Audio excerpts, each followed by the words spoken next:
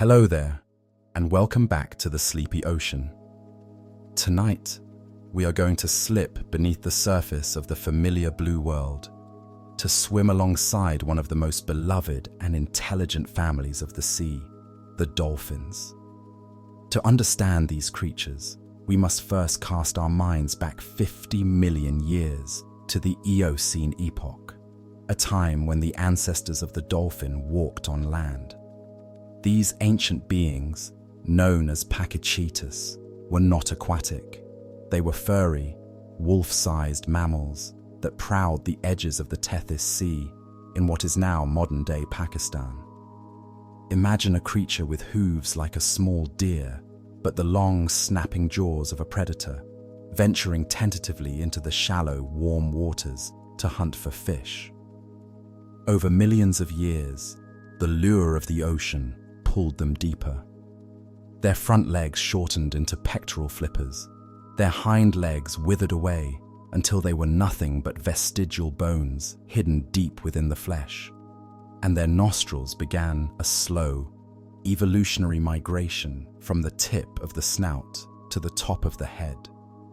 This journey from the dusty earth to the weightless deep is one of the most dramatic transformations in the history of life, turning a running land mammal into a streamlined master of the hydroscape, leaving behind the gravity of the shore for the eternal buoyancy of the open ocean. The most defining feature of this transition is the blowhole, a masterpiece of biological engineering that sits atop the dolphin's head like a crown of breath. Unlike humans who breathe reflexively, dolphins are voluntary breathers. They must make a conscious decision to take every single breath of their lives. The blowhole is covered by a muscular flap that forms a watertight seal, tighter than any submarine hatch. When a dolphin surfaces, this flap explodes open with a sharp, percussive sound, expelling air at speeds of over 100 miles per hour. This explosive exhalation clears water and mucus instantly, creating a fine mist or spout that hangs in the air for a moment before dissipating. The inhalation that follows is incredibly rapid, filling the lungs in a fraction of a second before the flap snaps shut again.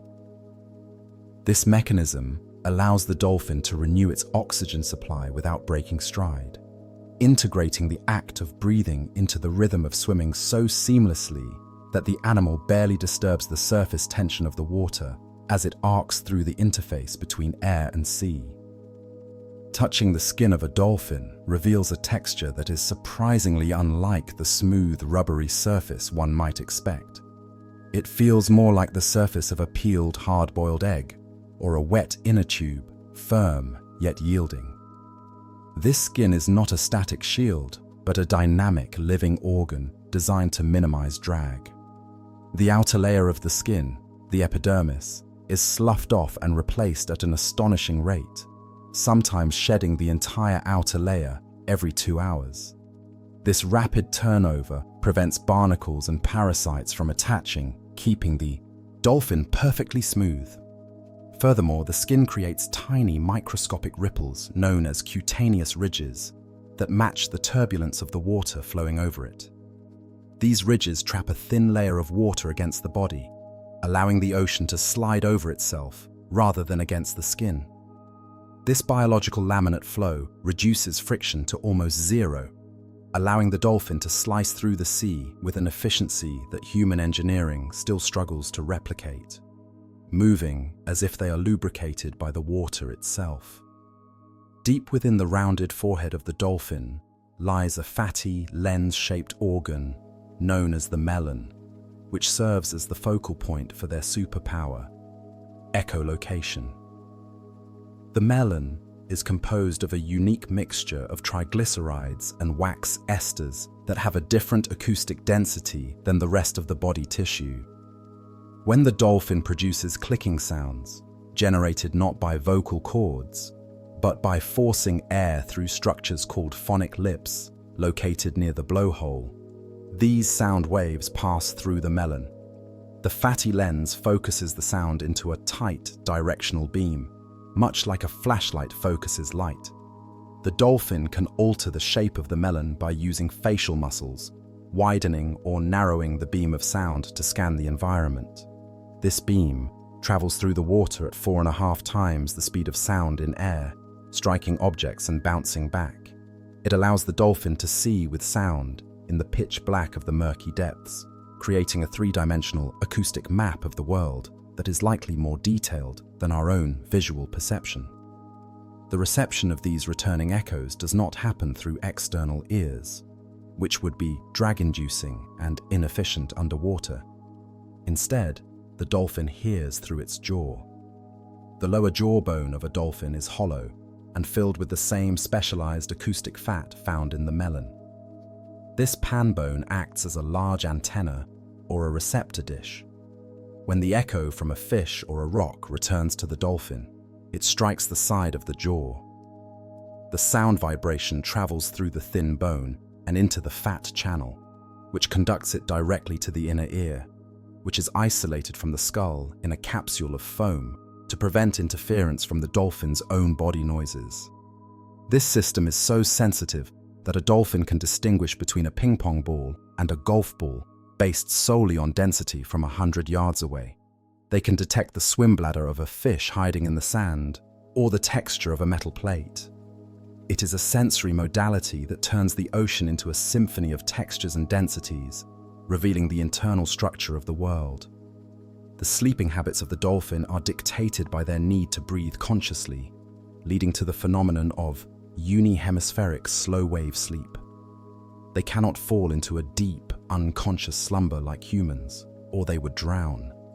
Instead, they shut down only one half of their brain at a time. The other half remains awake, maintaining a low level of alertness to control breathing and watch for predators. During this state, the dolphin often closes the eye opposite to the sleeping hemisphere. If the left brain is asleep, the right eye is closed, and vice versa. They might float motionless at the surface, a behavior known as logging, or swim slowly in a synchronized pattern with other pod members. After a period of time, they switch sides, waking the sleeping hemisphere and resting the active one. This means that a dolphin is never fully asleep and never fully awake in the way we understand it. They live in a perpetual state of semi-consciousness, a twilight existence where dreams and reality share the same mental space. The social structure of a dolphin pod is a complex, fluid network known as a fission-fusion society, which mirrors the shifting currents of the ocean itself. Pods are not rigid family units that stay together forever. They are dynamic groups that merge and split throughout the day. A small group of mothers and calves might join a larger superpod of hundreds to hunt or socialize, and then break away again hours later. Within these groups, relationships are reinforced through constant physical contact. Dolphins are incredibly tactile creatures. They rub their pectoral fins against each other, a gesture akin to holding hands, swim in synchronized formation, and gently rake their teeth against each other's skin. These interactions release oxytocin and strengthen social bonds. The pod is a safety net, a hunting party, and a nursery all in one. A web of alliances and friendships that is constantly being rewoven as individuals move through the liquid landscape of their community. The voices of the ocean are many, but the signature whistle of the dolphin is a unique invention of identity, functioning remarkably like a personal name. In the first few months of life, a young dolphin develops a distinct, stereotyped whistle contour, a specific pattern of rising and falling pitch that is unlike any other in the pod. This whistle remains with them for life. When dolphins meet at sea, they exchange these signature whistles to identify themselves. "I am here," the whistle says. "This is who I am." They can even mimic the whistles of their friends and family to call out to them specifically, effectively addressing each other by name. This acoustic labeling allows them to maintain cohesion in murky water, where vision is limited. The ocean is filled with these overlapping identifiers, a constant roll call of individuals announcing their presence and location, weaving a tapestry of sound that defines the boundaries of their social world. In the quiet, bored moments of the day, dolphins have been observed creating silver rings of air that behave according to complex fluid dynamics, engaging in a game of physics for sheer pleasure. To create a bubble ring, a dolphin will release a quick burst of air from its blowhole while flicking its head. This injects a toroidal vortex into the water, a donut of air that spins rapidly as it rises. The spinning motion stabilizes the ring, preventing it from breaking up. Dolphins will watch these silver halos expand as they rise toward the surface. They will swim through them, bite them, or use their fins to generate currents that stop the ring from rising, holding it in place, or even cutting it into two smaller rings. This behavior serves no survival purpose. It does not help them eat or reproduce. It is purely play, a demonstration of cognitive surplus and an understanding of the physical properties of their fluid environment, creating ephemeral art out of breath and water. Along the shallow, muddy banks of the Florida coast and parts of Georgia, bottlenose dolphins have developed a specialized hunting technique known as mud ring feeding, a strategy that requires precise coordination and timing. One dolphin, the ringleader, swims in a tight circle near the bottom, using its tail to kick up a plume of mud. This creates a circular curtain of silt that rises through the water column, trapping a school of fish inside. The fish, panicked by the wall of mud, do the only thing they can. They jump. Waiting outside the ring, the other dolphins position themselves with mouths open. As the mullet leap into the air to escape the mud trap, they fall directly into the jaws of the waiting predators. This behavior is learned and passed down from mother to calf. It is a cultural tradition unique to specific pods. It turns the seabed into a tool, using the sediment itself to build a net that herds the prey into the air, blurring the line between hunting and engineering. In the salt marshes of South Carolina and Georgia, an even riskier behavior, known as strand feeding or hydroplaning, takes place, where dolphins intentionally beach themselves to catch a meal. Working as a team, a group of dolphins will herd a school of fish toward a sloping mud bank. On a silent signal, they charge the bank together, creating a massive bow wave that washes the fish up onto the mud. The dolphins then launch their entire bodies out of the water and onto the shore, lying on their right sides to snap up the flopping fish. This is a moment of extreme danger. A stranded dolphin is vulnerable to overheating and gravity. They must wiggle and thrash to slide back into the water before the tide recedes.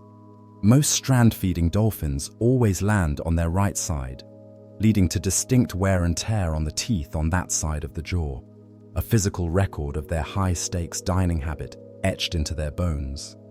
The smile of the dolphin is perhaps the most deceptive anatomical feature in the animal kingdom, a fixed physiological trait that masks the creature's true internal state. The curvature of the dolphin's mouth is permanent. It is formed by the shape of the rostrum and the jawline. A dolphin looks like it is smiling, whether it is playing, fighting, or dying. This immutable expression has led humans to project emotions onto them that may not exist, assuming that a captive dolphin performing tricks is happy because it is smiling. In reality, the dolphin's face is rigid. It lacks the complex facial muscles that humans and primates use to convey emotion. Their communication is acoustic and postural, not facial. The smile is a mask of bone and skin, a hydrodynamic curve that helps water flow over the face, which we have misinterpreted as a sign of perpetual joy, blinding us to the complex and sometimes darker reality of their emotional lives. The physiology of a deep-diving dolphin is a marvel of oxygen management, allowing them to hold their breath for durations that would kill a human in minutes. Before a deep dive, a dolphin does not fill its lungs to capacity. Instead, it exhales to reduce buoyancy and prevent the bends. The oxygen is not stored in the lungs, but in the blood and muscles. Their blood contains high levels of hemoglobin, and their muscles are saturated with myoglobin, a protein that binds oxygen and gives their meat a dark, almost black color. As they descend, the immense pressure collapses their flexible rib cage, compressing the lungs and pushing any remaining air into the non-absorptive windpipe to prevent nitrogen from entering the bloodstream. Their heart rate slows dramatically, a reflex known as bradycardia, shunting blood only to the vital organs, the heart and the brain, while the rest of the body operates anaerobically. They become a biological submarine, running on stored chemical batteries in the crushing dark. The orca, commonly known as the killer whale, is the largest member of the oceanic dolphin family, a fact often obscured by its massive size and common name. Orchinus orca is not a whale in the baleen sense. It is a toothed whale, a giant dolphin that can grow to 30 feet in length. Its black and white coloration is a form of disruptive camouflage. In the water, the white patches break up the outline of the body, making it difficult for prey to determine the size and orientation of the predator. Orcas carry the intelligence of the dolphin family to its apex. They have distinct cultures, dialects, and hunting strategies that vary by region. Resident pods in the Pacific Northwest eat only fish and speak a different language than the transient pods that hunt marine mammals. They are the wolves of the sea, giant dolphins that have conquered every ocean from the Arctic ice to the tropical reefs, ruling the food web with a combination of brute force and sophisticated teamwork. The bottlenose dolphin, Tursiops truncatus, is the archetype of the dolphin world, the grey, beak-nosed acrobat that populates coastlines and aquariums globally. However, this single species is divided into two distinct forms: the coastal ecotype and the offshore ecotype. The coastal bottlenose is smaller, lighter in color, and has larger flippers to maneuver in the shallow, obstacle-filled waters of bays and estuaries. Their bodies are flexible and rugged, adapted to the warm, murky water. The offshore bottlenose is a different beast entirely. It is larger, darker, and more robust, built to withstand the colder temperatures and the crushing pressure of deep dives. Its blood chemistry is different, holding more oxygen for long descents. These two forms rarely interbreed, despite living in adjacent waters, separating themselves by depth and lifestyle into two parallel societies that share a name but live in different worlds. The spinner dolphin, Stenella longirostris, is named for its spectacular aerial displays, where it leaps from the water and rotates along its longitudinal axis up to 7 times in a single jump. The physics of this spin are generated underwater. The dolphin begins to rotate while swimming upward, adding angular momentum with its flippers and tail. As it breaches the surface, the lack of water resistance allows the spin rate to accelerate rapidly. While the purpose of these spins is debated, ranging from removing parasites and dislodging remoras to simple communication or courtship, the visual effect is mesmerizing. A pod of spinners moving through the tropical Pacific looks like a collection of living drill bits boring into the sky. The slap of their bodies hitting the water after a spin acts as a percussion instrument, sending sound waves underwater that can help coordinate the movement of the school across miles of open ocean. Hidden deep inside the muscle of the dolphin's lower body, disconnected from the spine and serving no function in locomotion, are 2 small, rod-shaped pelvic bones. These are the vestigial remnants of the hind legs their ancestors used to walk on land 50 million years ago. In the male dolphin, these floating bones still serve a minor purpose as anchor points for the muscles of the reproductive organs, but largely, they are evolutionary heirlooms. They are ghost limbs, physical proof of the terrestrial past carried in the aquatic present. Occasionally, A dolphin is born with a genetic throwback, a pair of tiny, external hind flippers protruding from these bones, reminding us that the genetic blueprint for walking is still dormant within their DNA, silenced but not erased by the millions of years of swimming. The cognitive ability of dolphins extends to mirror self-recognition, a hallmark of higher intelligence previously thought to be exclusive to humans and great apes. In experiments where dolphins were marked with non-toxic ink on parts of their bodies they could not see directly, they swam to a mirror and positioned themselves to inspect the mark. They would twist and turn, looking at the reflection to examine the new spot. This behavior indicates that they understand the image in the mirror is self, not another dolphin. This implies a concept of I, an internal model of their own identity, distinct from the rest of the world. In the vast reflective surface of the ocean, this self-awareness suggests a profound inner life, a mind that knows it exists and can contemplate its own reflection in the boundary between water and air. In the town of Laguna, Brazil, a population of bottlenose dolphins has developed a cooperative hunting partnership with local fishermen that has lasted for generations. The water in the lagoon is murky, making it impossible for the fishermen to see the schools of mullet. The dolphins, however, can find the fish with sonar. The dolphins herd the mullet toward the line of fishermen standing waist-deep in the water. When the fish are within range of the throw nets, the dolphins give a specific cue, a slap of the head or tail on the surface. The fishermen, trained to read this sign, cast their nets instantly. The catch is shared. The nets trap the confused school, and the dolphins snatch the fish that escape the mesh.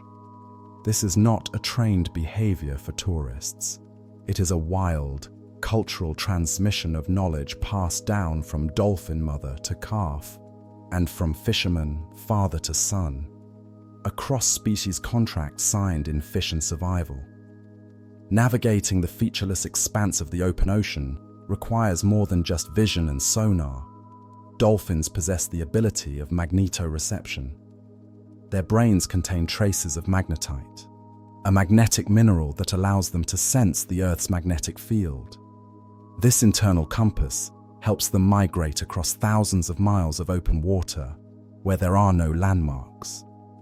They follow the invisible magnetic highways of the planet, the geomagnetic lines that crisscross the ocean floor. This sense also makes them vulnerable to solar storms and magnetic anomalies. Mass strandings often occur in places where magnetic field lines run perpendicular to the shore, confusing the dolphins' internal navigation and leading them onto the beach as if they were following a road that suddenly ended in sand. They are travelers, guided by the same forces that move the needle of a compass, swimming along the invisible grid of the Earth's magnetic soul. Drifting away from the salt spray of the ocean and navigating upstream into the tannin-stained arteries of the South American rainforest, we encounter the Amazon River dolphin, or boto, a creature that haunts the flooded forest like a pink spectre. Unlike its oceanic cousins, the boto possesses a cervical vertebrae structure that is unfused, meaning its neck bones are loose and flexible. This anatomical anomaly allows it to turn its head a full 90 degrees to the side, looking over its shoulder, or maneuvering its long, slender beak through the tangled root systems of the submerged trees. In the rainy season, when the river bursts its banks and floods the jungle floor, the boto swims among the tree trunks, navigating a labyrinth of wood and vines that would trap a stiff-necked ocean dolphin. Its skin color is a dynamic thermometer of its age and excitement. Born gray, the boto turns pink as it matures, a result of scar tissue and the capillary placement near the skin surface. When excited or active, the blood flushes to the skin, turning the animal a vibrant bubblegum pink that glows in the dark, tea-colored water, a startling flash of color in the deep green gloom of the Amazon. On the long, toothy beak of the Amazon River dolphin, one can find a vestigial trait that links it back to its terrestrial ancestors: stiff, bristly hairs known as vibrissae. While most oceanic dolphins lose their whiskers shortly after birth, retaining only the empty pits, the boto keeps these sensory hairs throughout its life. These bristles are tactile sensors, functioning much like the whiskers of a cat or a mole. In the zero-visibility environment of the Amazon sediment, where the water is thick with silt and mud, vision is often useless. The dolphin uses these hairs to feel for prey hiding in the mud. It roots around the river bottom, its beak acting as a plow, the whiskers detecting the subtle movements of crabs and catfish buried in the sludge. This tactile foraging turns the beak into a sensitive finger, reading the texture of the riverbed in the dark, searching for the vibration of life in the heavy silence of the mud. Across the world, in the sacred and heavily silted waters of the Ganges and Indus rivers in India and Pakistan, lives the susu, or Ganges River dolphin, a creature that has evolved to live in a world of total darkness. The water here is so turbid that light cannot penetrate more than a few inches. Over millions of years, the susu has lost the need for sight. Its eyes have atrophied into tiny, pinhole-sized spots that lack a lens. They can detect only the difference between light and dark, acting as simple light meters to tell the dolphin which way is up. To navigate, it relies entirely on echolocation, swimming on its side with one flipper trailing in the mud to orient itself. This side-swimming behavior is continuous, a permanent tilt to its world. It constantly emits a rhythm of clicks, scanning the muddy void. The susu is a blind swimmer, a creature of pure sound that moves through the river like a bat moves through a cave, constructing a mental image of its world from the echoes bouncing off the riverbanks and the hulls of boats. In the cold, kelp-choked waters of the southern tip of South America and the Kerguelen Islands, the Commerson's dolphin displays a striking pattern of high-contrast coloration that resembles a panda. Its body is white with a black head, dorsal fin, and tail fluke. This disruptive coloration breaks up the outline of the dolphin in the flickering light of the shallow water. Commerson's dolphins are erratic, high-energy swimmers, often surfing the breaking waves near the shore. They have a unique relationship with the giant kelp forests. They swim through the kelp, winding their way through the massive rubbery fronds. This kelp swimming is thought to be a form of sensory play or cleaning behavior, the thick leaves scrubbing their skin as they pass. They are the acrobats of the sub-Antarctic, small black and white torpedoes darting through the underwater forest, their movements synchronized with the swaying of the kelp in the heavy swell of the Southern Ocean. The Risso's dolphin carries the history of its life written on its skin in a chaotic script of white scars. Born grey or olive brown, these dolphins lighten with age, but the primary cause of their whiteness is the teeth of their own kind and their prey. Risso's dolphins engage in raking, a social behavior where they drag their teeth across each other's skin during interactions, leaving long, parallel scratch marks. Additionally, they feed almost exclusively on squid, which fight back with hooked suckers and sharp beaks. Over decades, these scratches accumulate. The skin loses its pigment where it heals, turning white. An old Risso's dolphin is almost entirely white, a living palimpsest of every fight, every mating attempt, and every meal it has ever experienced. The head of a Risso's dolphin is blunt and square, lacking a beak, giving it a somber, battered appearance, like an old prize fighter who has taken too many hits but remains standing, ghost white and scarred in the deep water. The Guiana dolphin, found in the coastal waters of South America, possesses a sensory superpower hidden in the dimples on its beak: electroreception. These dolphins have small pits on their rostrum called crypts, which were originally thought to be vestigial whisker follicles. However, recent studies have shown that these crypts contain a gel capable of conducting electricity. This gel connects to the trigeminal nerve. It allows the dolphin to detect the weak electric fields generated by the muscles and hearts of fish hiding in the sand. This is the first time electroreception has been found in a placental mammal. It allows the Guyana dolphin to hunt benthic prey that is completely buried and invisible to sonar. It scans the seabed like a metal detector, feeling for the spark of life in the static of the sand, a sixth sense that opens up a hidden layer of the electromagnetic spectrum to their perception.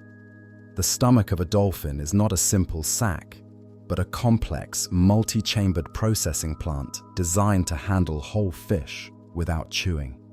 It consists of 3 distinct compartments. The first is the forestomach, or the crop, which is essentially an extension of the esophagus. This is a holding tank, a muscular bag where whole fish are stored. No digestion happens here. It is just storage. The dolphin can hold pounds of food here for hours. The second chamber is the main stomach, or fundic stomach. This is where the chemistry happens. Hydrochloric acid and pepsin break down the fish, dissolving bones and scales into a liquid slurry. The third chamber is the pyloric stomach, a U-shaped tube that regulates the passage of this slurry into the intestine. This compartmentalization allows the dolphin to eat rapidly when food is available, gorging itself on a school of fish, and then digest the meal slowly over time, maximizing nutrient absorption in a feast and famine environment. This anatomical arrangement grants the dolphin the ability of voluntary regurgitation, a control over their digestive tract that humans lack. Because the forestomach is just a storage bag, the dolphin can bring food back up into its mouth at will. Mother dolphins use this to feed their calves during the weaning process, offering partially digested fish. In captivity, dolphins have been known to use this ability for play or cleaning. They might swallow a pebble or a piece of tile from the pool floor, store it in their forestomach for hours, and then bring it up to play with later. They can also use this ability to flush out their stomach with water if they have swallowed something irritating. It is a level of internal control that turns the stomach into a backpack, a place to keep items safe until they are needed again. The kidneys of a dolphin are a marvel of filtration, designed to solve the problem of living in a desert of salt water. A dolphin cannot drink seawater in large quantities without dehydrating, as the salt content is higher than its blood. While they get most of their fresh water from the fish they eat, they do ingest some seawater. To handle this, their kidneys are reniculate, meaning they are composed of hundreds of small, independent lobes called raniculi. Each reniculus acts like a miniature kidney, increasing the surface area for filtration. This allows the dolphin to produce urine that is more concentrated in salt than the seawater itself. They are essentially desalination plants, extracting every molecule of fresh water and expelling the excess salt in a thick, concentrated brine. This efficiency allows them to stay hydrated in an environment that would suck the moisture out of a terrestrial mammal, maintaining a perfect internal balance of fluids while swimming in an ocean of salt. The visual system of the dolphin is adapted to the refraction of water, but it also possesses a unique mechanism for seeing in air. The lens of the dolphin eye is almost spherical, like a fish lens, to focus light underwater. However, this would make them nearsighted in air. To compensate, the dolphin's pupil is shaped like a horseshoe or a crescent. In bright light, the pupil constricts, leaving 2 tiny pinholes at the corners of the crescent. These pinholes act like a stenopeic aperture, increasing the depth of field and allowing the dolphin to see sharply in air despite the wrong lens shape. Furthermore, the lens can shift physically, back and forth, a movement made possible by a gap called the aphakic space. This allows the dolphin to spy hop, raise its head out of the water, and scan the horizon for landmarks or birds with clear vision, bridging the optical gap between the two mediums they inhabit. The sense of taste in dolphins is a sensory, evolutionary mystery. Genetic studies reveal that they have lost the ability to taste sweet, bitter, and umami. The genes for these receptors are broken pseudogenes in their DNA. This makes sense for an animal that swallows its prey whole without chewing. There is no need to savor the flavor or detect the bitterness of a poison if the food is not macerated in the mouth. However, they retain the ability to taste salt. It is believed that they use this salt reception not for food, but to taste the water itself. They can likely detect changes in salinity that indicate a river mouth, an upwelling current, or the urine trails of other dolphins. Their world is not flavored by food, but by the chemical signature of the ocean, a salty palate that helps them navigate the chemical gradients of the sea.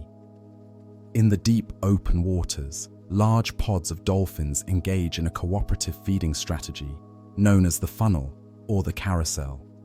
They dive deep to find a scattered school of fish and then work together to herd them toward the surface. By swimming in tightening circles and blowing bubbles, they force the fish into a dense, swirling ball known as a bait ball. The surface of the ocean acts as a wall that the fish cannot cross. The dolphins take turns darting into the ball to eat, while others maintain the perimeter to keep the fish trapped. It is a rotating shift of guards and eaters. The chaos of the bait ball, with silvery scales flashing and water boiling, is a manufactured disaster, a prison made of noise and bubbles constructed by the dolphins to turn a scattered resource into a concentrated feast. In the shallow seagrass beds of Shark Bay, Australia, a specific lineage of bottlenose dolphins has developed a tool-using culture known as sponging. These dolphins, almost exclusively females, break off a cone-shaped marine sponge from the sea floor. They fit this sponge over their sensitive beaks like a glove or a nose guard. With this protection, they scour the rough, sandy bottom, poking their beaks into rocky crevices and coral rubble to flush out bottom-dwelling fish that lack swim bladders and are invisible to sonar. The sponge protects their skin from abrasion and the stings of stonefish. This behavior is not genetic, it is cultural. Mothers teach it to their daughters. It is a solitary, quiet activity passed down through generations, representing a distinct subculture within the dolphin society, where a tool is used to unlock a food source that other dolphins cannot access. Another tool-using behavior observed in Shark Bay is known as conching or shelling.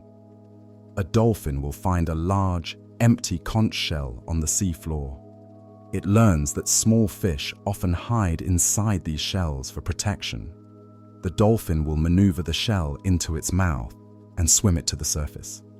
Once at the surface, the dolphin lifts its head out of the water and shakes the shell vigorously, dumping the water and the fish into its mouth. This is a complex, multi-step problem-solving behavior. It requires the dolphin to understand the container, transport it to a location where gravity can be used, the air, and manipulate it to extract the reward. It is a form of foraging that uses the environment as a utensil, turning a snail shell into a lunchbox that must be shaken to open. The phenomenon of epimelectic behavior, or caregiving, highlights the profound empathy and social cohesion of dolphin pods. When a member of the pod is injured or sick and cannot swim, other dolphins will support it. They swim on either side of the ailing individual, using their bodies to buoy it up, or they will dive underneath and lift it to the surface to breathe. This standing by can last for days. Mothers have been observed carrying their dead calves on their rostrums for weeks, pushing the small body through the water long after it has decomposed. refusing to let it sink. This grief, or refusal to accept death, is a somber reflection of their strong emotional bonds. The pod acts as a collective life support system, physically bearing the weight of their vulnerable members to keep them within the realm of the air. However, the social life of dolphins is not purely benevolent. There is a darker side involving infanticide and intense aggression. In some populations, adult males have been observed attacking and killing calves that are not their own. The working theory is that this brings the female back into estrus, making her ready to mate again sooner than if she were nursing. The violence is brutal. The males will ram the calf, toss it in the air, and hold it underwater. This behavior shatters the idealized image of the peaceful dolphin. It reveals them as wild animals, driven by the same ruthless evolutionary pressures as lions or primates. The ocean is a place of competition, and the drive to pass on genes can manifest as a violent removal of the rival's offspring, a grim reality hidden beneath the waves. The genetic flexibility of the dolphin family allows for rare and fascinating hybrids, such as the Dolphin. This is the offspring of a false killer whale, Pseudorca crassidens, and a bottlenose dolphin, Tursiops truncatus. These two species are taxonomically distinct, but genetically compatible enough to produce fertile offspring. The Dolphin is a perfect intermediate. It has the size and darkness of the whale, but the shape and snout of the dolphin. Even its teeth are a mathematical average. The bottlenose has 88 teeth, the false killer whale has 44, and the Dolphin has 66. These hybrids usually occur in captivity, but they have been spotted in the wild, suggesting that the boundaries between species in the open ocean are more fluid than we assume, with different tribes occasionally merging to create something new and strange. The dorsal fin of a dolphin is not just a keel for stability, it is a thermal radiator. Dolphins are insulated by a thick layer of blubber that keeps them warm, but this insulation can be a liability during high activity in warm water. They risk overheating. The dorsal fin and the flukes, however, lack blubber. They are thin, vascularized sheets of tissue packed with blood vessels. When the dolphin gets too hot, it shunts blood to the dorsal fin. The heat radiates out into the water, cooling the blood before it returns to the core. This heat exchange system is why a stranded dolphin must be kept wet and cool. Without the water to draw heat from its fin, it will cook from the inside out. The fin is a biological radiator, a cooling tower that regulates the internal engine of the animal. The mechanics of the dolphin's tail, fluke propulsion, involve a complex interplay of lift and thrust that is fundamentally different from a fish. A fish moves its tail side to side. A dolphin moves its tail up and down. The power stroke is not just the downstroke. The upstroke also generates thrust. The flukes act like hydrofoils, similar to airplane wings. As the tail moves down, the water pressure pushes against the fluke, driving the dolphin forward. As it moves up, the angle of attack changes to generate lift in the forward direction again. This continuous thrust allows for incredible efficiency. The connective tissue in the tail acts as a spring, storing energy at the end of each stroke and releasing it to help start the next one. The dolphin is bouncing on a spring made of collagen, recycling its own kinetic energy to swim tirelessly for miles. The playful behavior of bow riding is a demonstration of the dolphin's mastery of fluid dynamics and their desire for a free ride. When a ship or a large whale moves through the water, it creates a pressure wave in front of its bow. The water is pushed forward and upward.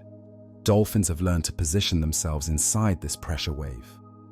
If they place their bodies at the correct angle, the wave pushes them forward. They can stop swimming entirely and simply glide, pushed by the ship's momentum. It is essentially surfing underwater. They will jostle for the best position, closest to the sweet spot of maximum thrust. This behavior suggests that dolphins view the ocean not just as a habitat, but as a playground, seeking out forces they can exploit for the sheer joy of speed without effort, turning the passage of a supertanker into a game of hydrodynamic surfing. The regenerative capabilities of dolphin tissue are nothing short of miraculous, effectively functioning as a biological supersuit that allows them to survive injuries that would be fatal to terrestrial mammals. When a dolphin is bitten by a shark, often suffering massive tissue loss that exposes muscle and blubber to the bacteria-laden ocean water, it does not bleed to death. The blubber contains a natural clotting agent that constricts blood vessels almost instantly upon trauma, stemming the flow within seconds. Furthermore, the wound does not fester. Dolphin blubber contains natural antimicrobial compounds, organohalogens, which act as built-in antibiotics, preventing infection in the bone soup of marine bacteria. The healing process itself is incredibly rapid. Deep gouges that would require stitches and months of recovery in a human can fill in and smooth over within weeks, often restoring the original contour of the body perfectly without leaving a disfiguring scar that would impede hydrodynamics. This rapid regeneration suggests that dolphins possess stem cell activity in their blubber and skin that is far more active than our own, a hidden superpower of cellular repair that keeps them streamlined and swimming even after catastrophic encounters with the razor teeth of apex predators. The culture of the orca is defined by acoustic dialects that are as distinct and complex as human languages, varying entirely from one clan to the next. In the Pacific Northwest, the resident pods, who eat only fish, and the transient pods, who eat marine mammals, live in the same waters but never interact and do not speak the same language. The residents use a repertoire of squeaks and pulsed calls that are idiosyncratic to their specific matrilineal family groups. A calf learns the dialect of its mother. These calls are not genetic, they are learned. If an orca from one pod were to try to communicate with an orca from a different clan, they might not understand each other. This cultural transmission of sound reinforces the strict social boundaries between groups. It is a form of acoustic tribalism. The dialect acts as a password, ensuring that members can locate their kin in the dark ocean and coordinate hunting strategies that have been passed down for generations, creating a sonic heritage that is as rich and exclusive as any human nation. Deep within the anatomy of the dolphin's head lies the mechanism for sound production, which is entirely different from the vocal cords of land mammals. It is a system of phonic lips. Located in the nasal passages just below the blowhole, these structures resemble a pair of muscular, monkey lip-shaped valves. To create the clicking sounds used for echolocation, the dolphin forces pressurized air from its lungs past these lips, causing them to slap together at incredible speeds, up to 1,000 times per second. This vibration generates the click. The air is then recycled back into the nasal sac system, not exhaled, allowing the dolphin to click continuously underwater without losing breath. This system is dual channel. Many dolphins have two sets of phonic lips, allowing them to produce two different sounds simultaneously: a whistle for communication and a click train for navigation, effectively talking and seeing at the same time through separate pneumatic pathways in their skull. The asymmetry of the dolphin skull is a feature that often disturbs those seeing a skeleton for the first time, as it looks deformed, but it is actually a precise acoustic adaptation. If you look at a dolphin skull from above, it is noticeably skewed to the left. The bones on the right side of the face are larger and wider. This skew exists because the right set of phonic lips is typically larger and used for generating the powerful echolocation clicks, while the left set is smaller and used for whistles. The skull is warped to accommodate the massive sound-generating machinery on the right. This asymmetry ensures that the sound beam is projected forward correctly through the melon. It is a structural sacrifice for the sake of sonar, a twisting of the bone to house the biological speakers that allow the animal to see with its ears. In the folklore of the Amazon, the Boto, or Pink River dolphin, transforms at night into a handsome young man dressed in white, known as the Encantado. According to the legend, the Encantado wears a hat to hide his blowhole and attends village parties to seduce young women. He is a shapeshifter, a trickster spirit of the river. Before dawn, he must return to the water and revert to his dolphin form. This myth is so pervasive that in some river communities, children with unknown fathers are legally registered as children of the Boto. The legend serves as a cultural explanation for the unexplainable, but it also reflects the uncanny, human-like intelligence in the Boto's eyes. The way they look at people, turning their flexible necks, suggests a consciousness that feels too human to be entirely animal, fueling the belief that they are enchanted beings straddling the line between the submerged world and the village square. The absence of the olfactory bulbs in the dolphin brain marks a significant evolutionary trade-off where the sense of smell was completely discarded in favor of other senses. In the transition from land to sea, the ancestors of the dolphin lost the ability to smell air. The nerves connecting the nose to the brain withered away. This makes sense. Smelling underwater is essentially tasting, and smelling air through a blowhole used for explosive breathing would be inefficient and essentially invite drowning by inhaling water to sniff. A dolphin lives in a world without scent. It cannot smell the salt air or a rotting fish. Its sensory universe is built on sound, vision, and taste. The loss of olfaction liberated brain space that was likely repurposed for the massive auditory processing centers required for echolocation, a rewiring of the mind that replaced the chemical map of the world with an acoustic one. The Hector's dolphin of New Zealand is one of the smallest and rarest cetaceans, distinguished by a dorsal fin that looks exactly like a rounded Mickey Mouse ear. Growing to only 4 or 5 feet long, these stout little dolphins live in the shallow, murky coastal waters.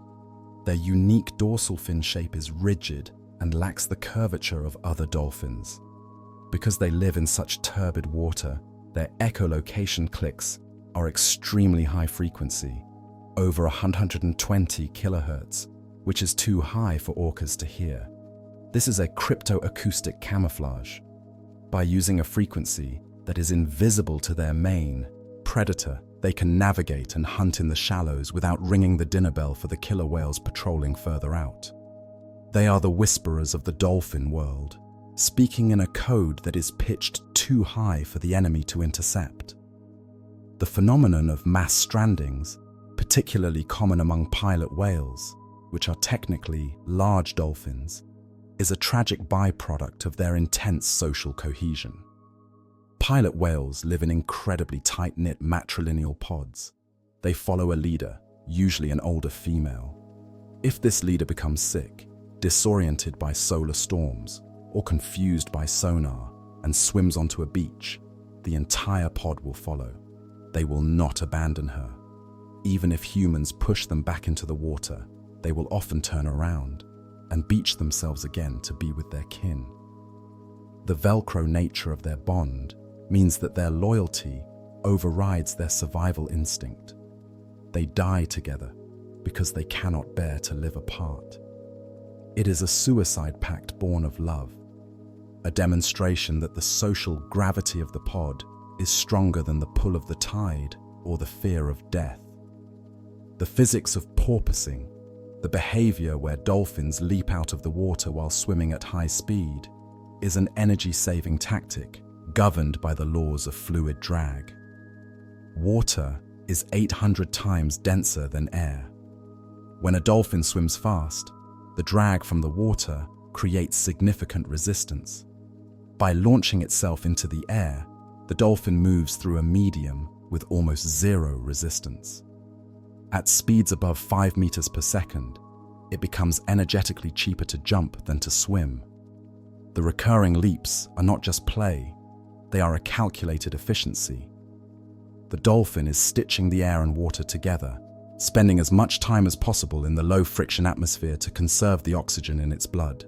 using the air as a highway to bypass the viscosity of the sea. In the Irrawaddy River of Myanmar, the Irrawaddy dolphin engages in a cooperative fishing tradition with cast net fishermen that is even more intricate than that of Laguna. These dolphins have a rounded, expressive face and a flexible neck. They will signal the fisherman by waving a flipper or spitting a jet of water. In response, the fisherman calls to the individual dolphin by tapping a stick on the side of the canoe in a specific rhythm. This acoustic dialogue coordinates the hunt. The dolphin herds the fish toward the boat, and the fisherman casts the net. The dolphin benefits by eating the fish that are stunned by the net or fall out of the edges. This partnership is strictly individual. Specific fishermen work with specific dolphins for years, recognizing each other by sight and sound, a business partnership between species maintained in the silty, swirling currents of the river. The dusky dolphin of the southern hemisphere is the acrobat of the open ocean, performing aerial displays that serve as long-distance visual signals. When a pod of duskies finds a ball of anchovies, they need to herd it to the surface, but a small pod cannot contain a massive school. They need reinforcements. To call other dolphins from miles away, they begin to leap. They perform high spinning jumps that create massive splashes. These splashes are visual flags, white explosions of water visible from a great distance against the dark sea. Other dolphins see the splashes and rush to join the feast. The acrobatics are a dinner bell. The more dolphins that arrive, the tighter they can pack the bait ball and the more efficiently they can feed. The jumps are a kinetic language, a semaphore of splashes that organizes the community for a cooperative hunt. The problem of hydration for a marine mammal is solved by the production of metabolic water. Dolphins do not drink seawater. It would dehydrate them. Instead, they obtain fresh water from the metabolism of the fat and protein in their prey. When they digest a fish, the chemical breakdown of the food releases water molecules as a byproduct. A squid, for example, is nearly 80% water. By eating a diet rich in squid and fish, the dolphin stays hydrated. In times of fasting, they can burn their own blubber, which also releases water when metabolized. They are self-watering engines, extracting the necessary fluids from the bodies of their prey and their own fat stores, surviving in a desert of salt by turning meat into water. The rete mirabile, or wonderful net, acts as a critical brain cooling system that prevents the dolphin from overheating during high-speed chases. Dolphins are insulated by blubber, which traps heat. During exertion, their core temperature rises. To protect the heat-sensitive brain, they use a countercurrent heat exchanger. Cool blood returning from the dorsal fin and the flukes, which are thin and uninsulated, flows through a network of veins that wraps around the arteries, carrying hot blood to the brain. The cool venous blood absorbs the heat from the arterial blood before it reaches the skull. This thermal conditioning ensures that no matter how hard the dolphin swims, its computer remains cool. It is a biological radiator system plumbing the head, utilizing the extremities to refrigerate the mind. The wave-washing hunting technique of the Antarctic Type B orcas is a display of physics and teamwork that is terrifying in its precision. These orcas hunt seals resting on ice floes. When they spot a seal, they do not attack directly. Instead, they swim in a synchronized line toward the ice floe. At the last second, they dive under the ice together, flicking their tails. This displacement of water creates a precise breaking wave that washes over the ice floe. The force of the water knocks the seal into the sea, where other orcas are waiting. If they fail, they reset and do it again. They understand hydrodynamics well enough to manufacture a wave of a specific size and direction. It is a weaponized swell, a tool made of water used to scrub the prey off its sanctuary. The bond between pantropical spotted dolphins and yellowfin tuna is so strong that the fishing industry used it to target tuna for decades. These two species travel together in massive mixed schools. The tuna swim below the dolphins. The reason for this association is likely mutual protection. The dolphins have better sonar to find prey, and the tuna are fast enough to keep up. However, this bond led to the tragedy of dolphin-safe tuna. Fishermen learned that if they set their nets around the surface dolphins, they would catch the tuna underneath. Millions of dolphins were killed as bycatch because they refused to leave the tuna or became confused in the nets. The interspecies friendship became a trap. The dolphins were guiding the fishermen to the fish and paying for it with their lives, victims of their own ecological alliance. The rough-toothed dolphin, Steno bredonensis, is a deep-water species that looks like a prehistoric throwback. It lacks the distinct crease between the beak and the forehead, the melon, that most dolphins have. Its skull slopes smoothly into its long beak, giving it a reptilian, primitive profile. Its teeth have fine, vertical ridges, which is where it gets its name. These roughened teeth may help grasp slippery, deep-sea squid. They are often found far offshore, moving in synchronized formations. Their prehistoric appearance and scratched, scarred bodies give them the look of ancient warriors of the deep, survivors of a lineage that kept the old, rugged design, while other dolphins evolved cuter, more rounded faces. The hypothesis of acoustic stunning suggests that dolphins and sperm whales may use sound as a direct weapon.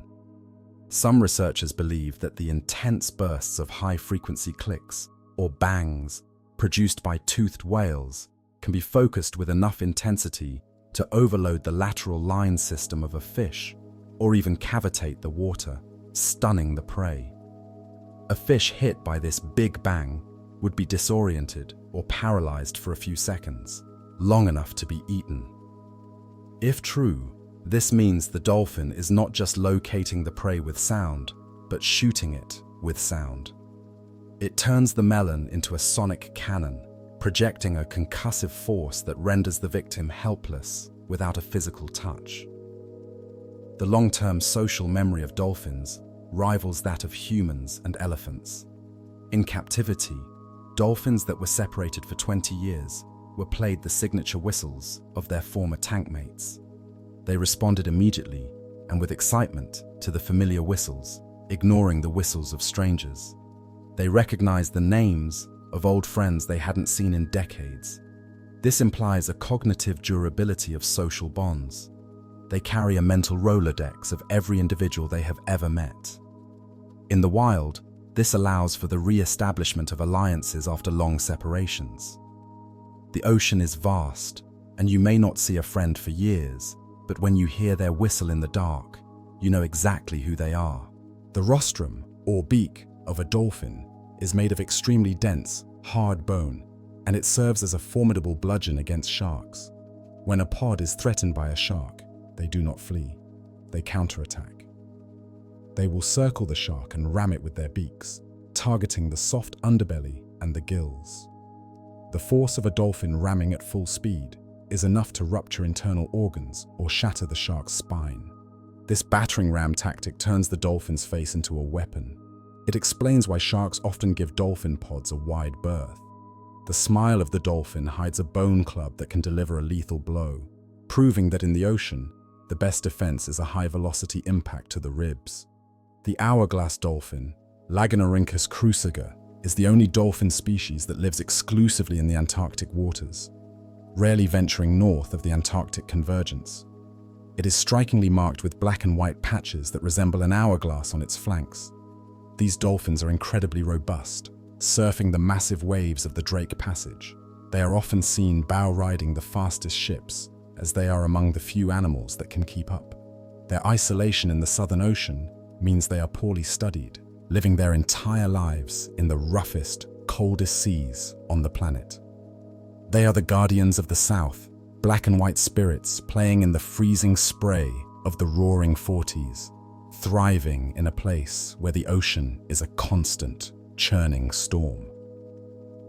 Deep in the mesopelagic zone, the short-finned pilot whale engages in a high-speed pursuit that challenges our understanding of deep-sea energy conservation, behaving less like a whale and more like a cheetah of the abyss. While most deep-diving mammals conserve oxygen by gliding slowly into the depths, the pilot whale sprints. During its dives to depths of over 3,000 feet, it detects the large, swift squid that inhabit the twilight zone. Instead of a slow ambush, the whale accelerates, reaching speeds of up to 9 meters per second in the crushing darkness. This sprint hunting strategy is metabolically expensive, burning through oxygen reserves at a terrifying rate. To sustain this, the pilot whale has evolved a physiology that allows for rapid recovery at the surface, but it limits their bottom time to roughly 15 minutes. They are the drag racers of the cetacean world, gambling their entire oxygen tank on a single, explosive burst of speed to catch a meal that is equally fast, playing a high-stakes game of tag in the pitch black, where running out of breath means drowning in the dark. The false killer. Whale, Pseudorca crasidens, exhibits a social behavior that is rare even among the highly intelligent dolphins: the unsolicited sharing of food with other species, including humans. These large, dark grey dolphins, which share the skull shape of the orca but are more slender, have been documented approaching divers and boaters to offer them fish. They will hold a large tuna or mahi-mahi in their jaws and present it to the human, releasing it only when the human takes it. If the human refuses, the whale may push the fish closer or try again. This generosity extends to their own pod members. They often break up large prey and pass pieces to others. This behavior suggests a deep-seated cultural value of sharing and alliance building. It is a gesture of diplomacy across the species barrier, a peace offering from a predator that recognizes the other as a fellow hunter, attempting to bridge the gap between air and water with the gift of a dead fish.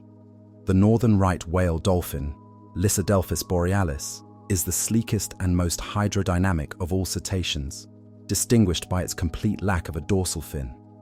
Without the stabilizing fin on its back, it looks like a smooth, black seal or a torpedo as it slices through the cold waters of the North Pacific.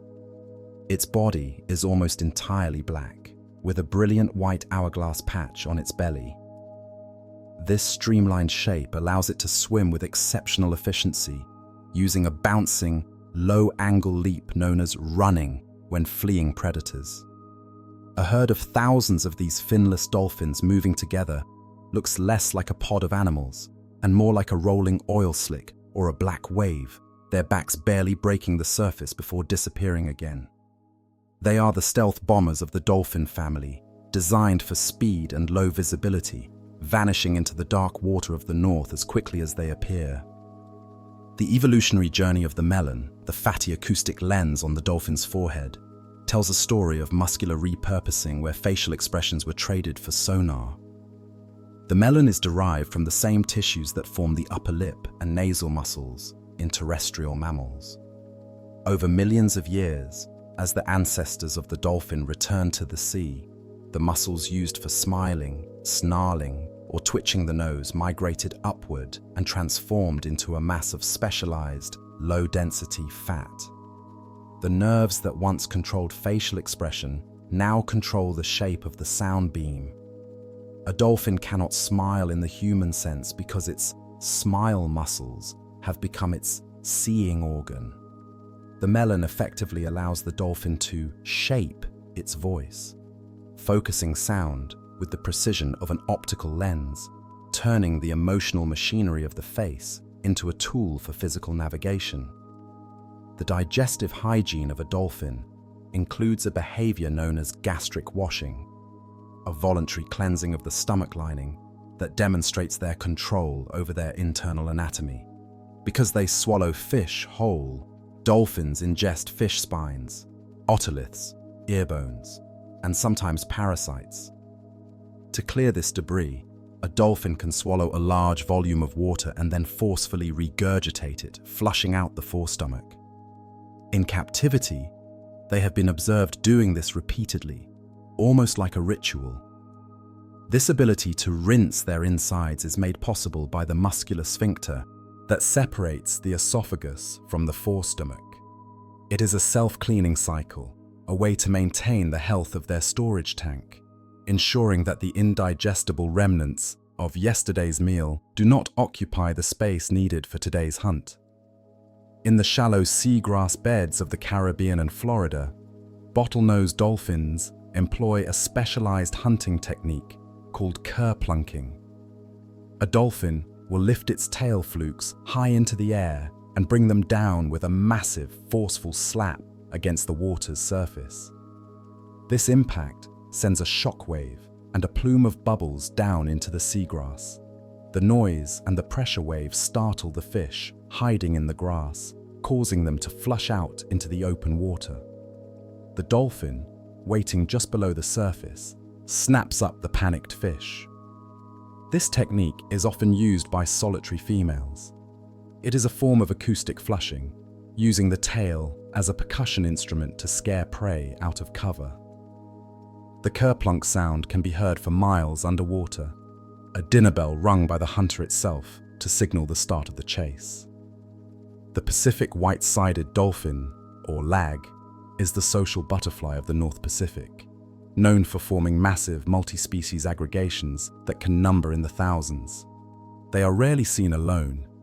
They actively seek out the company of northern right whale dolphins and Risso's dolphins.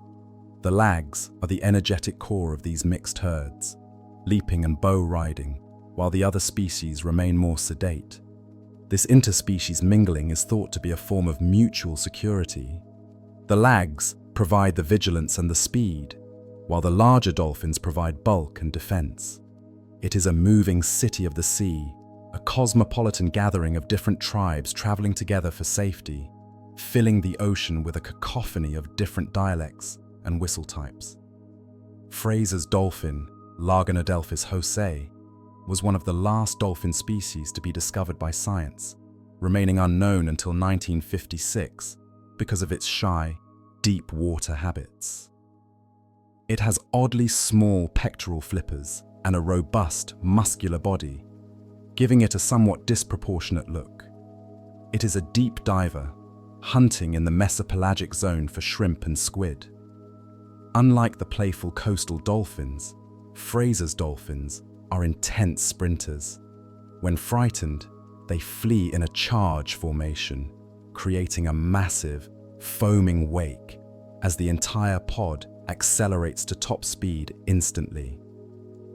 They are the nervous sprinters of the tropics, living their lives in the deep blue water far from land, fleeing from the shadow of any ship that approaches, a reminder that not all dolphins are eager to ride the bow wave. The feeding mechanism of the Risso's dolphin and the pilot whale relies on suction rather than biting, a strategy that has reshaped their skulls. These animals have very few teeth. Risso's dolphins have teeth only in the front of the lower jaw, and pilot whales have a reduced number. Instead of grasping prey, they use their massive, piston-like tongues and expandable throats to create a vacuum. They approach a squid and rapidly retract their tongue, sucking the prey into their mouth. This slurp is powerful enough to pull a squid out of its ink cloud or off a rock. Their skulls are broad and short to accommodate the muscles needed for this suction. They are the vacuum cleaners of the cephalopod world, inhaling their food with a force that renders teeth unnecessary. The Atlantic spotted dolphin, Stenella frontalis, is born without spots, a fact that confuses many observers who mistake the calves for bottlenose dolphins. They are born a uniform grey. As they age, they begin to develop black spots on their bellies and white spots on their backs. The spots increase in number and size with every year of life. A venerable old spotted dolphin is so covered in speckles that the original grey background is almost lost, appearing fused black and white. This age mapping on their skin allows other dolphins to instantly recognize the maturity and status of an individual.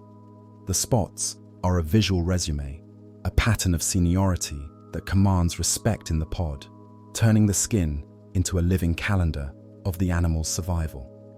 The theory of holographic sound suggests that the echolocation clicks of a dolphin may transmit not just position, but a three-dimensional image of the object to other dolphins.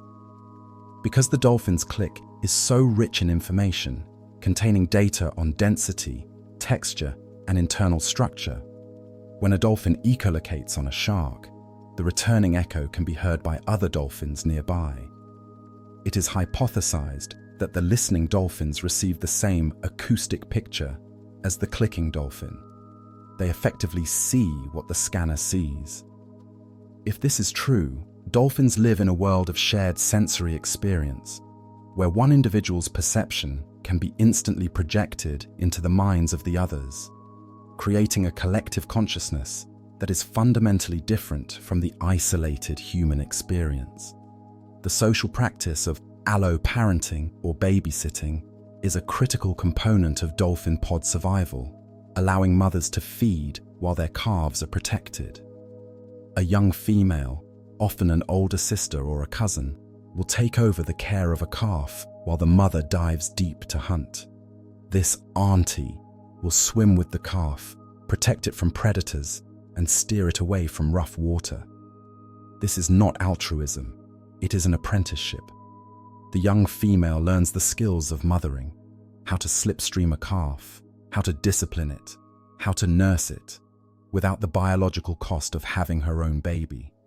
It is a training ground for the next generation of mothers, a communal nursery where the burden of childcare is shared to ensure the survival of the precious offspring.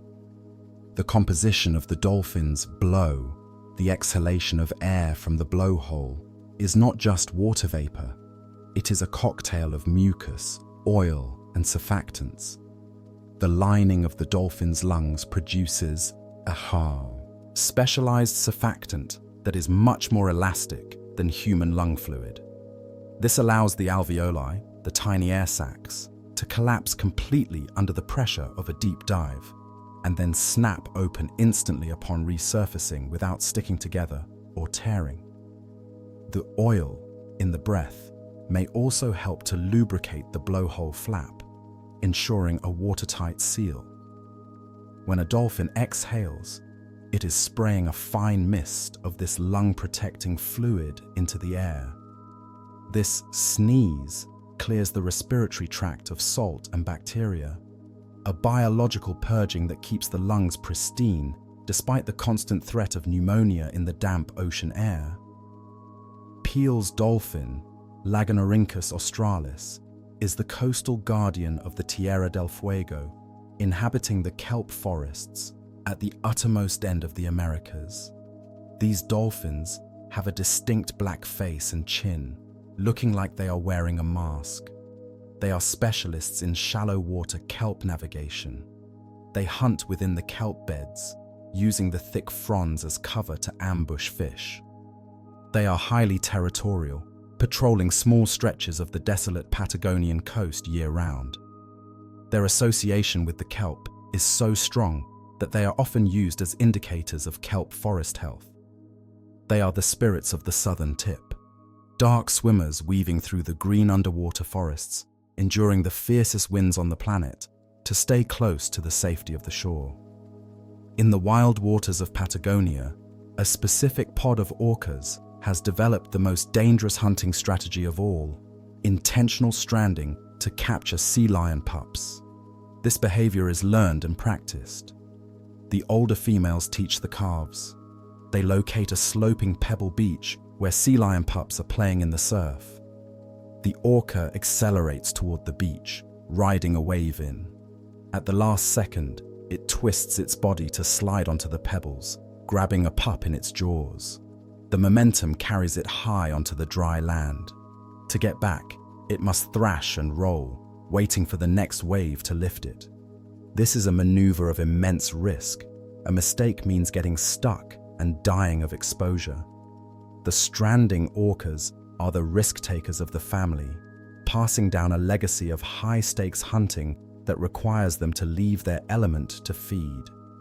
The Clymene dolphin, Stenella clymene, was long thought to be a variation of the spinner dolphin, but genetic analysis revealed it is a distinct species that resulted from a natural hybridization event between spinners and striped dolphins. This hybrid speciation is rare in mammals. The Clymene dolphin has inherited the spinning behavior of one parent and the coloration of the other. It performs the same corkscrew leaps as the spinner dolphin, but its spins are often simpler and lower. It represents a biological merger, a new lineage forged from the crossing of two ancient ones, proving that the family tree of the dolphin is not a straight line, but a tangled web of connections, where new forms can emerge from the reunion of old cousins. The bone density of dolphins varies drastically depending on their lifestyle, a physiological fine-tuning to gravity and buoyancy. Deep diving dolphins like the pilot whale and the Risso's dolphin have relatively light, porous bones. This reduces their density, making it easier to return to the surface after a deep dive. However, coastal dolphins that live in shallow water, like the humpback dolphin, often have incredibly dense, heavy bones. This acts as a diver's weight belt, allowing them to stay on the bottom to forage without fighting against their own buoyancy. They are negatively buoyant. This ballast control is written into their skeleton. A dolphin's bones are not just a frame, they are a buoyancy compensator, calibrated to the specific depth at which the animal hunts. The vomit defense is a stress response observed in some dolphin species, particularly when captured or threatened. A dolphin can empty its stomach contents instantly.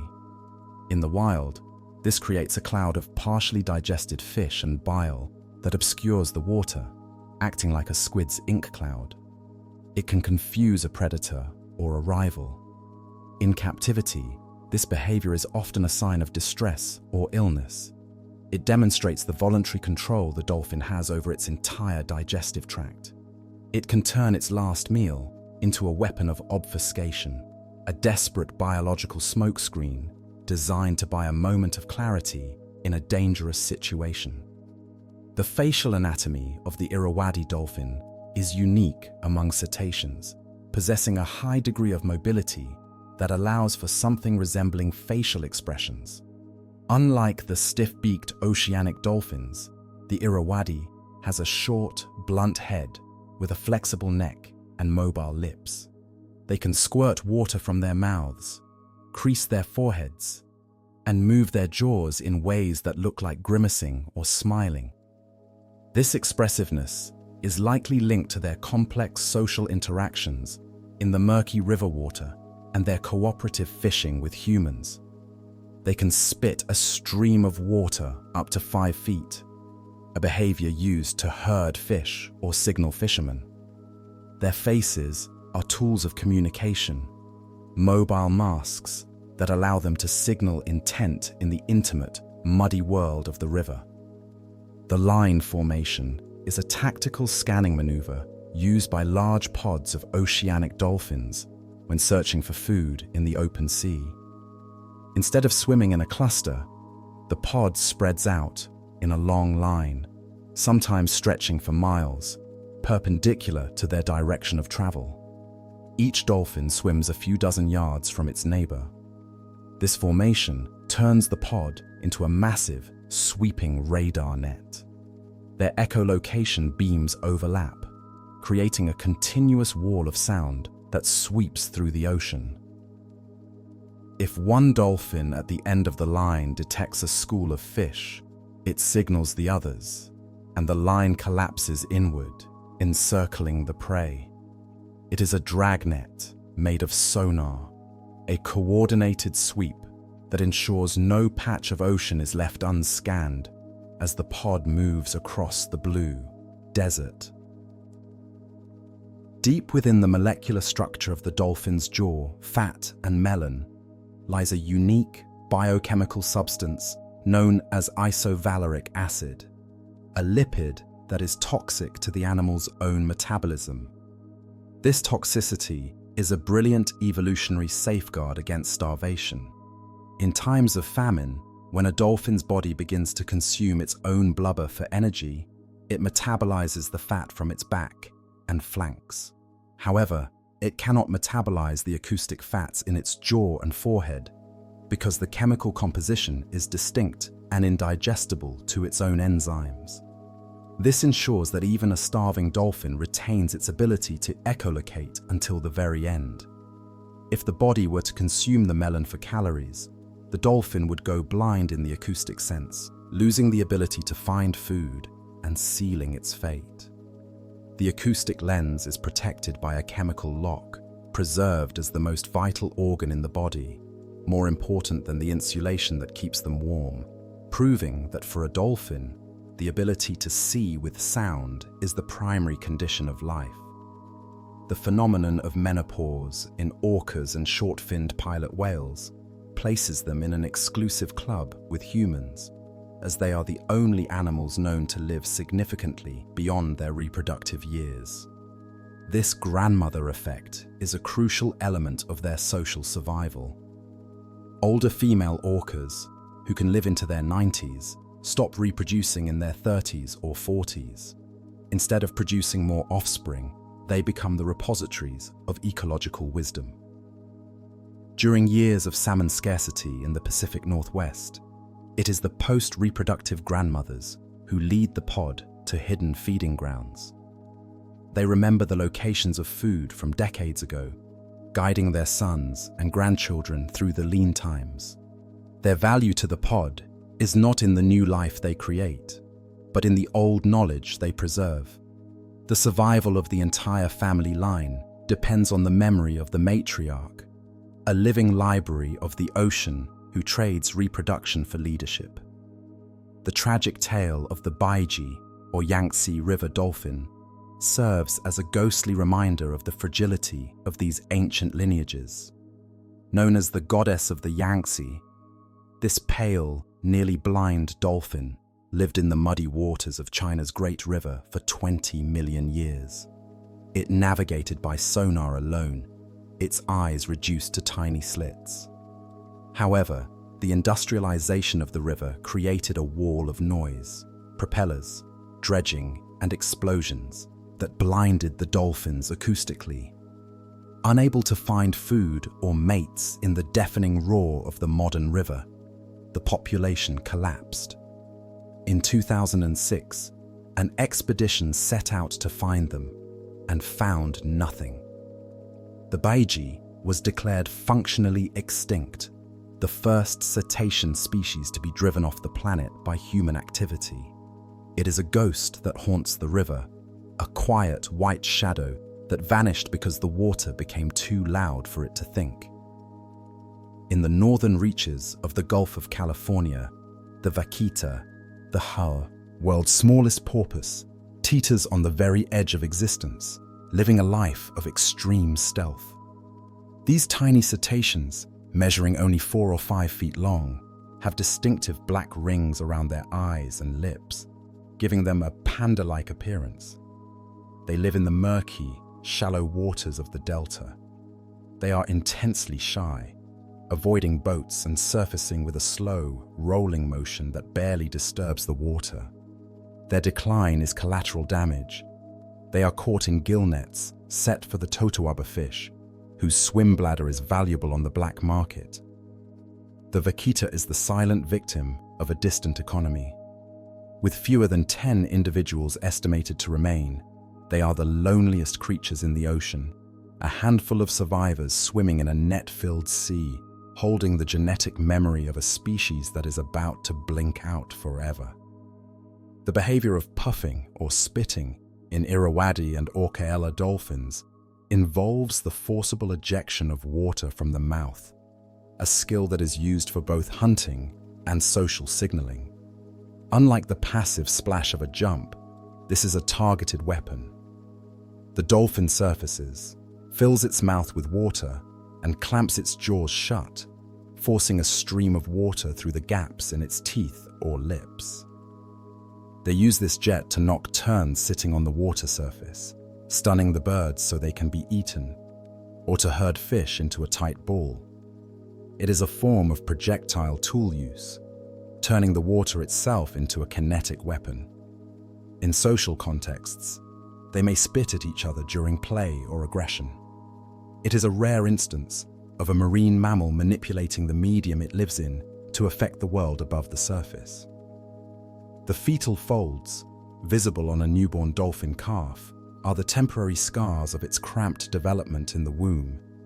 Because a dolphin fetus must grow large enough to survive in the cold ocean immediately upon birth, it is packed tightly inside the mother. To fit, it is folded, with its flukes and dorsal fin curled over. When the calf is born, its body bears light-colored vertical stripes along its flanks, where the skin was creased. These birth stripes are the marks of its unfolding. Over the first few weeks of life, as the calf swims and grows, the skin smooths out and the stripes fade. They are the fleeting evidence of the transition from the curled, weightless world of the amniotic sac to the linear, gravity-defying world of the open ocean. The tactile sensitivity of the dolphin's skin extends to the phenomenon of thigmotaxis, a strong behavioral drive to touch and be touched. This is why dolphins often swim in echelon formation, with their pectoral fins overlapping or brushing against the flank of a neighbor. This contact is not just affectionate, it is hemodynamic. By swimming close to another dolphin, they can surf the pressure wave created by the leader, saving energy. But the touch also synchronizes their movements. The pectoral fin, which contains the skeletal remains of 5 fingers, is highly sensitive. When dolphins rub fins, it is a handshake or a hug. It is a way of checking in, a tactile reassurance that the pod is close and the individual is not alone in the vast emptiness of the sea. The eye patches of the orca are often mistaken for their actual eyes, but they are a brilliant example of automimicry or false targeting. The stark white, oval patch located behind and above the eye is highly visible in the murky water, while the real eye is hidden in the black stripe of the head. This confuses prey. A seal or a fish, trying to predict the predator's movement, might focus on the white patch. If they attack the eye, they hit hard muscle and bone, missing the vulnerable organ. If they try to flee, they misjudge the orca's line of sight. The orca wears a mask of war, a false face that protects its vision and misdirects the attention of its victims in the final frantic moments of the hunt. The physiological adaptation of the monocular independence in dolphin vision allows them to process 2 completely different visual fields simultaneously. Because their eyes are placed on the sides of their head, a dolphin can look at a fish with its left eye and a predator with its right eye at the same time. The brain processes these images separately. This panoramic awareness is crucial for an animal that lives in a 3-dimensional environment where danger can come from above, below, or any side. However, they also have a zone of binocular overlap in the front and below, allowing for depth perception when they are investigating objects with their beak. They are constantly switching between wide-angle surveillance and focused stereo inspection, managing a visual world that is far more expansive than our own. The burst pulse sounds produced by dolphins are a separate category of communication from the whistles and clicks, functioning as the emotional language of the pod. These are squawks, barks, and screams that sound harsh and dissonant to the human ear. They are produced by the same phonic lips, but in a chaotic, pulsed mode. Burst pulses are used during aggression, excitement, or discipline. When a mother corrects a calf, or when males are fighting over a female, the water is filled with these rapid-fire packets of sound. Unlike the polite identification of the whistle, the burst pulse is raw emotion broadcast into the water. It is the sound of anger, fear, or dominance, a sonic display of feelings that cuts through the background noise of the ocean to deliver an immediate, visceral message. The interaction between dolphins and pufferfish has led to the controversial getting high hypothesis. Young dolphins have been observed catching pufferfish and handling them gently, passing them back and forth like a ball. The pufferfish, in defense, releases a potent neurotoxin called tetrodotoxin. In high doses, this is deadly, but in small doses, it causes numbness and a trance-like state.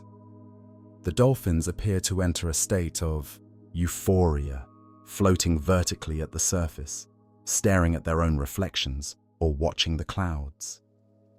While scientists debate whether this is intentional drug use or just curiosity, the behavior suggests a desire to alter their consciousness. It paints a picture of bored, intelligent teenagers of the sea seeking out a chemical thrill, using the toxic defense of another animal as a recreational tool. The lacrimal glands of the dolphin produce a specialized jelly-like mucus rather than watery tears.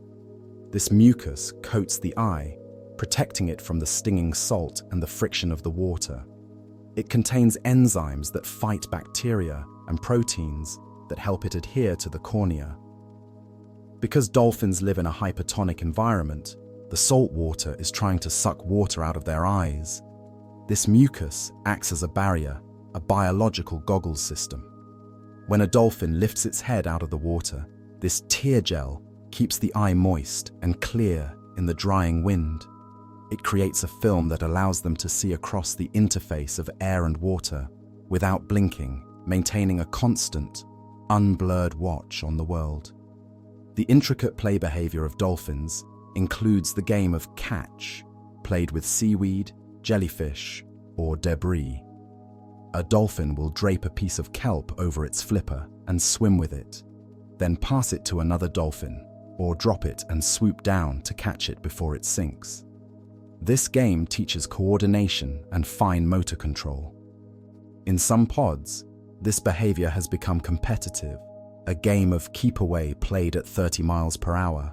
The object becomes a trophy. This play is not just for calves. Adults engage in it too. It serves as social glue, a way to bond and practice skills without the high stakes of the hunt. The ocean is their gymnasium, and any floating object is a potential toy in their endless game of aquatic tag. The sleep-swimming formation of a mother and calf is a hydrodynamic necessity that allows the newborn to rest without drowning. A newborn calf does not have enough blubber to float easily, nor the strength to swim for long periods. To sleep, the mother swims slowly, and the calf positions itself in the echelon position right alongside her dorsal fin. In this spot, the pressure wave created by the mother's body pulls the calf along. The calf gets a free ride, carried by the mother's wake. This allows the calf to stop swimming and sleep while the mother continues to move. It is a mobile cradle, a slipstream of love, where the mother uses her own kinetic energy to tow her sleeping child through the water. The rostral hairs, or whiskers found on the fetuses of all dolphins, are a lingering memory of their terrestrial past, appearing briefly in the womb before vanishing. For a few weeks during gestation, the dolphin fetus has a mustache. These hairs fall out before birth, leaving behind the empty sensory pits on the beak. This temporary appearance is a recapitulation of their evolution. It is a biological nod to the time when their ancestors needed whiskers to feel their way through the undergrowth or muddy water. The dolphin is born smooth, but it carries the ghost of its whiskers in the pores of its face, a tiny structural memory of the fur it left behind. The unique feeding strategy of the crater-feeding bottlenose dolphins in the Bahamas involves digging into the sand to extract garden eels. These eels live in burrows in the sand. The dolphin dives down and buries its rostrum up to its eyes in the sediment, using sonar to locate the eel. It then digs a crater, sucking the sand out of the way until it can grab the eel.